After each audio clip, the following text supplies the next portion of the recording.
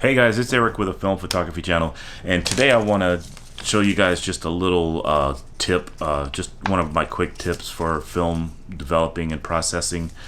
Alright, so we've all probably, if you've shot film for any amount of time, you've all probably run across this situation where you've got this film that's super curly, and it's not just curly in the way that you would think, you know, like in this way, where it won't lay flat. It's also curly in this way here. You see like the film kind of cups. You got like a little cup action going on there. Alright, so both of these are detriments to getting a nice a sharp film scan, because you need that film to lay as flat as possible in order to get a nice sharp scan. And that's true mostly with a flatbed scanner, and that's going to depend on how good your holders are, you know, the film holders for the scanner are. But it's also even true for a dedicated 35mm film scanner, probably less so, but still true. So what do? All right, this is a technique that I've been using probably 15 years now. You know, it's almost as long as I've been scanning film myself. So what I do, and it's not exactly rocket science, use maybe, I don't know, use some gloves or something to keep the oil down, you know, from getting on your film. That's another issue, you know, handling film and all that good stuff. I'll give you just a really quick pro tip on that. Wash your hands. When you wash your hands, you're gonna have this little grace period of maybe, I don't know, about an hour or two. I guess it depends on how oily your skin is. But if you wash your hands and then dry them and allow them to completely dry, because you know you're not like really dry after you wash, but allow them to completely dry, and then there's going to be this point in time where you really can't, you don't have any oil on your skin, so you're not gonna you know, there's much less of a chance of oiling up your film. Anyway, so what you do is you start rolling against the curve, right? And I think you guys can see where I'm going with this. You start rolling against the curve. Have a film can ready, you know, nearby, ready to go. Okay.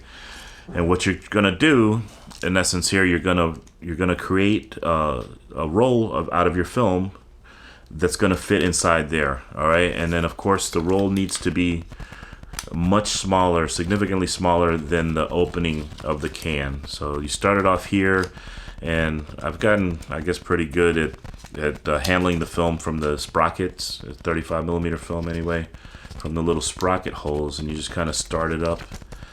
And I guess we'll start, come on. Yeah, I'm really good at this, you can tell. All right, here we go. So we start rolling, catch it, and just, you know, just finagle it, handle it, and you start doing this. And with the miracle of fast forwarding,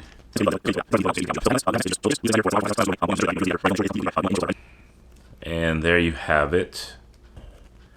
Okay, so this roll, as you can see, should fit inside of here pretty easily. What I'll do is I'll put this inside there and watch it expand. Okay. It's all right to leave the tip of it out. It just makes it easier to take out once you're done. So having done this, what happens next is you just show a little patience, leave it sitting inside here for several hours, 4, 5, 6 hours. Sometimes I'll just do it overnight. The one thing I'll mention, just make sure that after you know, if you're doing this immediately after drying your film, make sure that it is completely dry.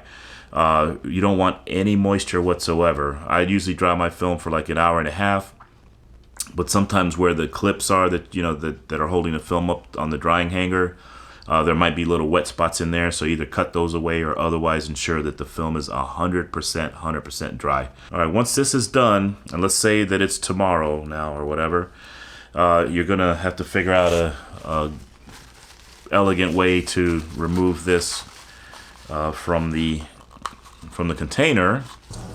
This is what you end up with. Okay, you end up with a film that you can scan, and I don't know how well you can see that, but you can see that it's really flat, especially when you cut it down into strips.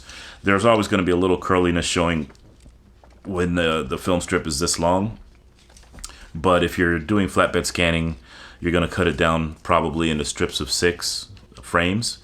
And you'll see that it's like night and day. It's just completely flat, especially once it's put into the film holder when compared to what we started off with. I found that Fujifilm, some Fomapan, some black and white films of probably any brand are the biggest culprits in terms of the curliness. And I've also found that Kodak films are really well behaved.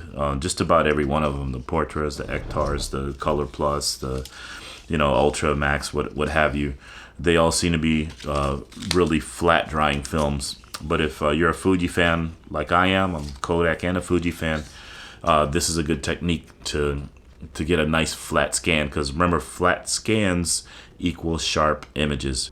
Anyway, guys, so I hope you found this little tip useful. This is Eric with the Film Photography channel. Thanks.